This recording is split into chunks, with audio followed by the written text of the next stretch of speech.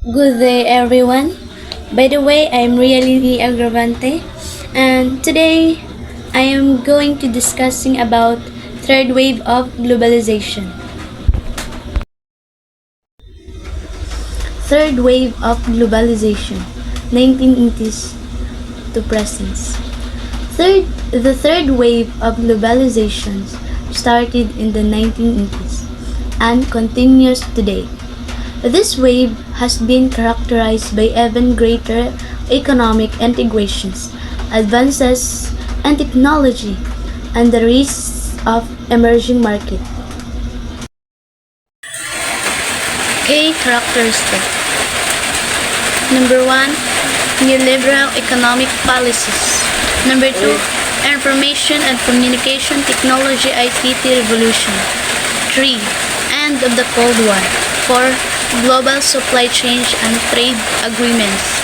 5, rise of emerging markets. 6, financial globalizations. 7, globalization of cultures. Last, global challenges. Neoliberal economic policies. From the 1980s onward, many countries, especially in the West, embraced neoliberal policies emphasizing free markets, deregulations, and privatizations. Government reduced trade barriers, opened up capital markets, and encouraged foreign investment. Like as eliminating price control, deregulating capital markets, lowering trade barriers, and reducing, especially through privatizations and austerity, state influence in the economy. Margaret Thatcher in the UK, Ronald Reagan in the US, the key proponent of these policies. Information and Communication Technology ICT revolution is a period of innovations in communications and information technologies that has transformed many aspects of society. The invention and spread of personal computers, the internet, mobile technologies revolutionized communication and commerce. E-commerce, online banking, and global supply chain became more prominent, allowing business to operate across borders with ease. For example, online shopping, electronic payments, which is customer can use electronic payments like PayPal. Then mobile commerce, which as customers can use their mobile phone to shop online. Internet banking, which is customer can use internet banking.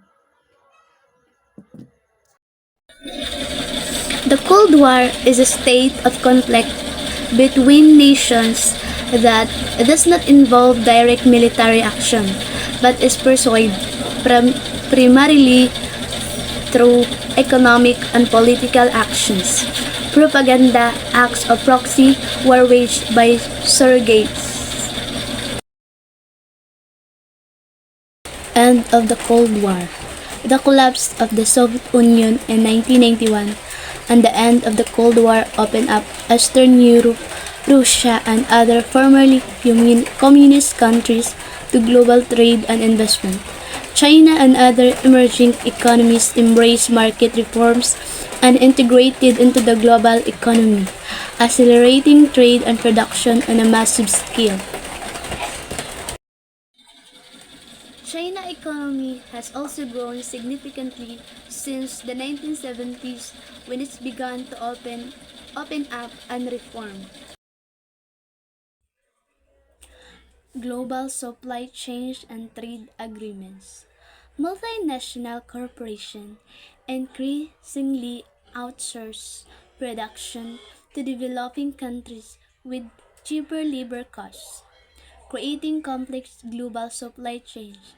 Trade agreements like the North American Free Trade Agreements called NAFTA and the creation of the European Union (EU) fostered regional economic integrations, allowing goods, services, and capital to more freely.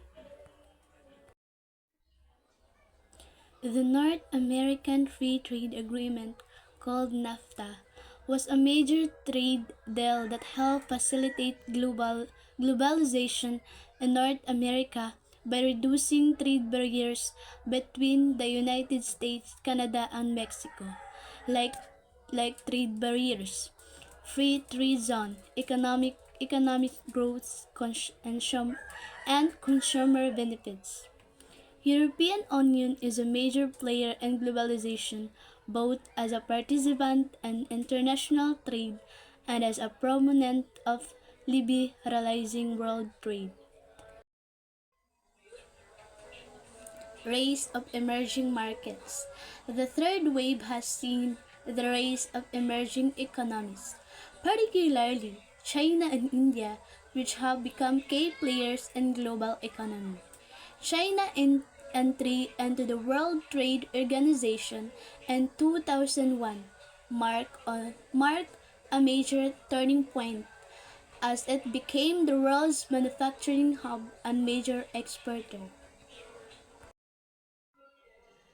China and India have become major players in the global economy due to the rapid economic growth over the past few decades. China joined the World Trade Organization on December 11, 2001, after a lengthy negotiations process and significant economic changes. China entry into the World Trade Organizations has had a number of impacts, including economic, political, trade relations, and World Trade Organization's framework. Financial globalization is an aggregate concept that refers to increasing global linkage created thought cross-border financial flows. Financial integration refers to an individual country's linkage to international capital markets. Financial globalizations. Financial markets became increasingly interconnected with the liberalizations of capital markets, allowing for cross-border investment, currency trading, and the rapid flow of capital. However, this is also lead to financial stability as seen in the Asian financial crisis 1997 and the global financial crisis 2008. It is the spread of ideas, values, and ways of life around the world. It's a natural continuation of civilization and it's made possible by technology, communication mediums, transportations, popular culture media, and international travel. Globalizations of culture. Alongside economic integration, there has been a cultural globalization driven by the internet, media, and entertainment industries, leading to the spread of popular cultures, language, and ideas. The rise of platforms like Facebook, YouTube, and Netflix has contributed to the spread of global cultures and values. Global challenges are complex issues that affect the entire planet and require international cooperation to address. They often have economic, environmental, social, and political dimensions. Global challenges. This wave of globalization has also brought challenges such as environmental issues, including climate change and pollution, exacerbated by industrializations and global supply chain, income inequality, as the benefits of globalizations are unevenly distributed, leading to economic disparity both within and between countries. Backlash against globalizations, as seen in populist movement in the US, UK, and other countries where people feel globalization has negatively impacted jobs and local economies.